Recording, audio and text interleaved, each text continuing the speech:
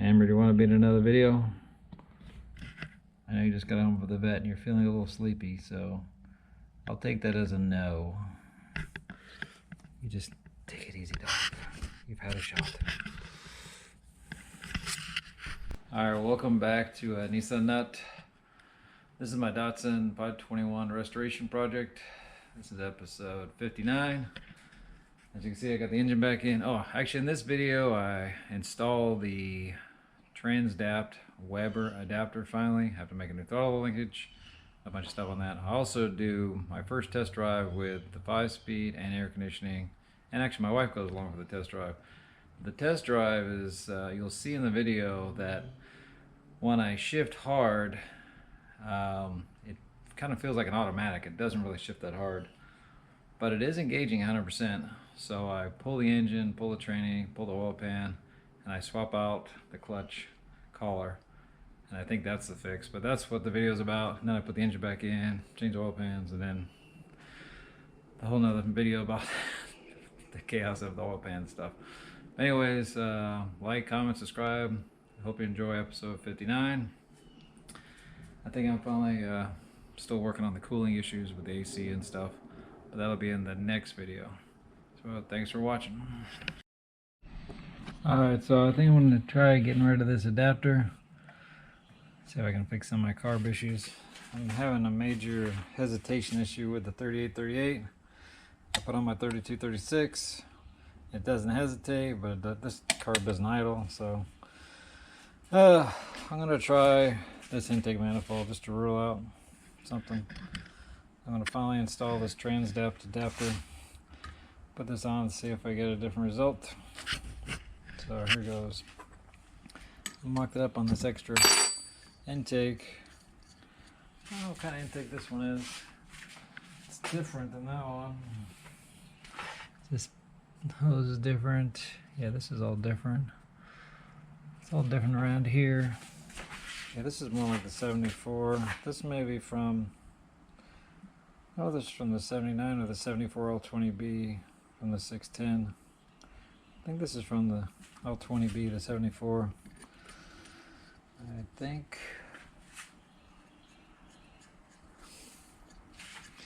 Anyways, let's get this thing off.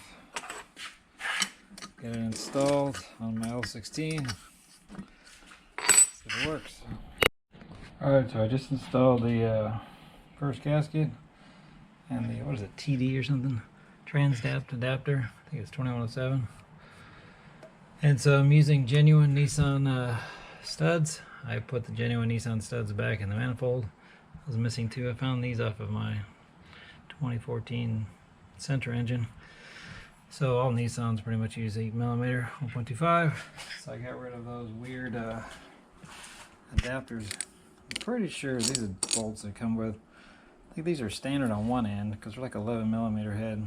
I think there's some kind of standard, and then it's 8mm on the other end. I don't know why they go through the trouble to make a weird bolt that's half metric, half standard. Just make a longer metric one. Every engine that needs a Weber is probably going to be metric. I mean, nobody uses standard since the 70s that needs Webers. So anyways, enough ranting. Let's clean this and we'll see, put the Weber on. The $1 million question is, will the hood shut? I think I need to get the smaller air filter.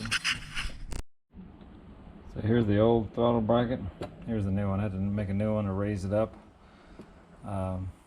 Basically just some scrap mount. I just made it real quick. Don't have a lot of time. Just want to test it out. But I just started it. It seems to run good. I was still hesitating. So I stole the jets out of the 3236 and now it doesn't hesitate. So these jets are smaller. So I think that's why I had all the hesitation. So let's get this bracket done and see if we can drive it.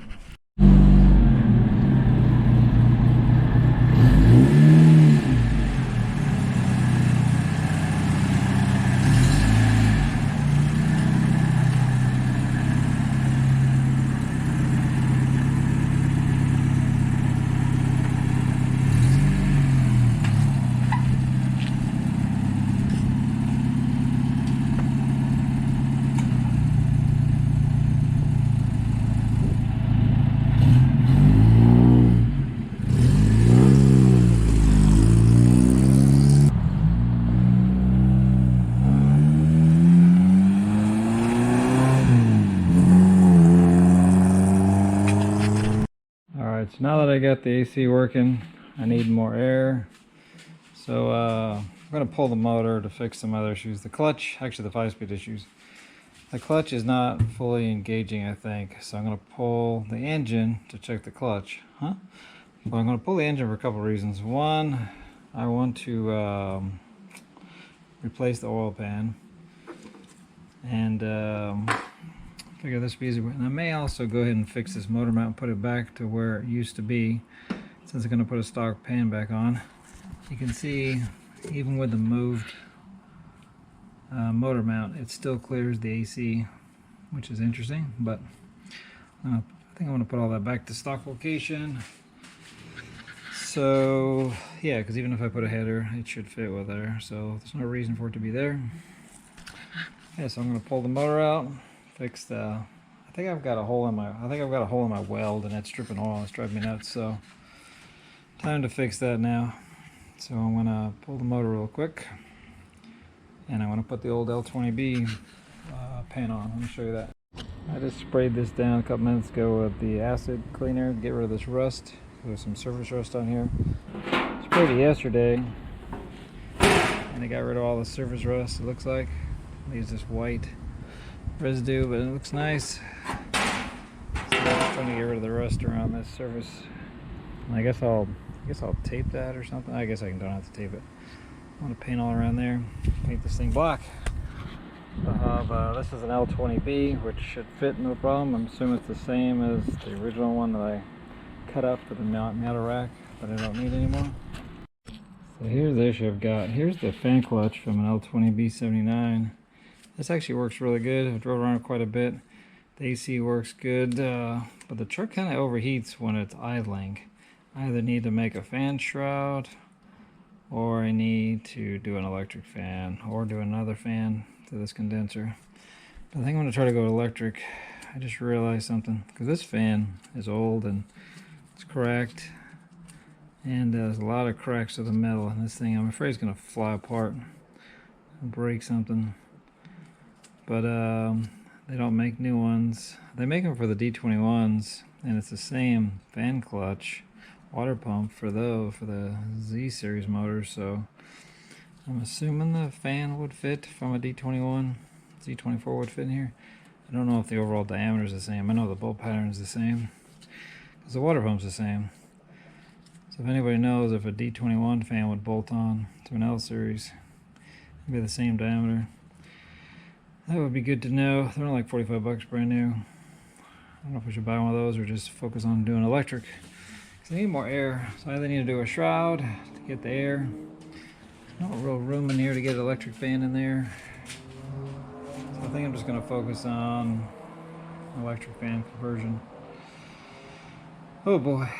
So let's get this motor chopped up first. Alright, got the engine out for the first time. Complete. Carburetor, intake, everything. Should have put a jack under the tranny. With the compressor still charged. That was a tight fit, but it does fit. I should move this motor mount back. It would make it a little bit easier. Yeah, that's the first time. Good noise. Anyways, got the big old monster 150 amp alternator on there, AC compressor. I think I'm going to take this apart a little bit before I put it back in. It's going to be too hard. I just wanted to see if I could pull it out complete. And it was doable, but it was a little tight. Oh boy, it's like 95 degrees in here. Alright, so I think I figured out the problem. This is my 521 collar, 4-speed. This is the 625 speed collar and bearing. You can see the 521 bearing is smaller. 620 bearing is bigger, but that's not the problem. It's the length of the collar. See, the forks are the same. The pivot points are the same. 521 is adjustable, 620 is not. But the problem is this collar. I put this one on the 5-speed tranny, and when I did that, I'll show you. Put it on the 5-speed tranny. What happened is I couldn't disengage the clutch, so I adjusted the slave, and then I was able to disengage it, but then I wasn't able to fully engage the clutch. It was like 90% there. It was enough to trip the tires, but it wasn't disengaging the clutch.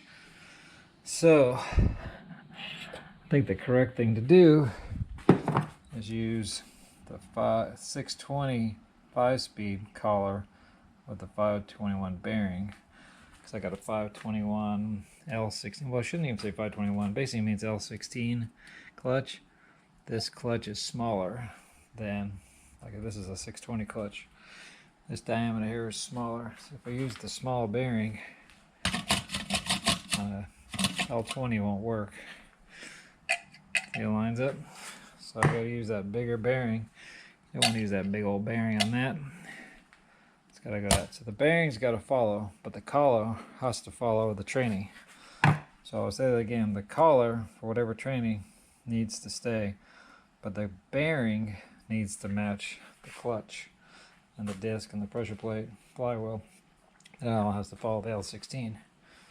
So in the future, when I go to an L20, I'll have a different flywheel, different pressure plate, different clutch, different bearing, same collar. The collar stays with the tranny. So that's my theory. I'm gonna swap these bearings, or at least take this bearing off, put this one on there. I'll just leave this bearing off for the future, or put a new one on the future. But for now, I need to get this bearing onto that collar without destroying it. Otherwise, I gotta buy a new one. I think this did look like a new bearing when I took it apart the first time. Okay, so now I have a 5-speed 620 collar ready for a bearing. Let me show you how I got the bearing off of there. So what I do is I put a bearing splitter underneath the bearing, and I put one of these aluminum bearing puller things, whatever. One of them just happens to be the right size, and you can see there's very little effort to pop it off. It's not that tight at all. It falls on the floor somewhere. There it is. Oh, what a mess in here. There it is. So there's the 521 4-speed collar, which I no longer need unless I put a 4-speed back in. What I do need is the 4-speed 16 bearing. So let's get that out of there. I guess we should press that back on. I guess I need to bring that back over here. See, this little bearing puller is just the right size. Oh, it's just china on that bearing. That's comforting. That goes on here like that. I just whack it on with a hammer and fork. There we go, just whacked it on with a hammer and a piece of wood, or vice versa.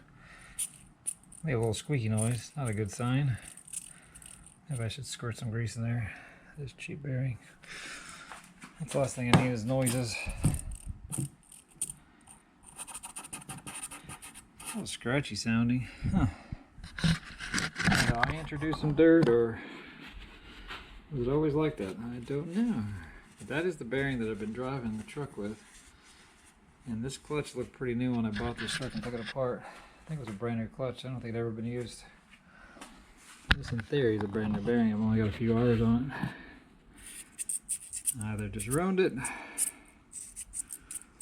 or it always did that and I never noticed. Anyways, we'll contemplate that, but now in theory, so now I've got, where'd that other one go? 620 collar, 521 bearing. These are the same. I think I'll just use the 521, the 4-speed one. Or I could use the 5-speed one, but the slave is different. It doesn't have a, I guess I have to use that until I get another slave. So we use the 521 4-speed fork. And then the clip is the same, I've noticed. Wherever the other one went. Oh, there it is. These clips appear to be the same. So yeah, the other interesting fact is that this clutch is actually smaller diameter, but this height, even though it looks taller, I just measured it. It looks like the L16 clutch is thicker, but when you measure from the forks, it's not. It doesn't really matter. The other side is, this one is like 7 millimeters shorter than this one, which is kind of confusing when you look at the eye. You got to measure the mounting surface there in reference to the block. I measured a few places here between the block and everything, but the problem was my collar. So let's put it back together. Finally got the engine back in.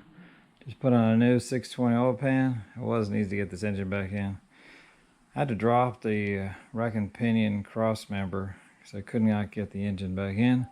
I finally got it back in, but I couldn't get the bolts to line up. So I ended up, this stupid thing is so big. I love my engine hoist, but it's so big. I have to raise the truck in the air to get the legs under it. And with the legs underneath it, I can't get in there. I got the jack stands. They're in the way, so I can't get to the train to get the bolts in. So, I should have put the truck on the little wheel ramps. It's better. But I had to get rid of that thing. So I ended up doing my little engine cradle. That made it easier. Finally got the last bolt in. It just hit 100 degrees Wednesday for the first time. But yesterday it was 10 degrees cooler, and today it's even another 6 degrees cooler, back into 70s, 80s today.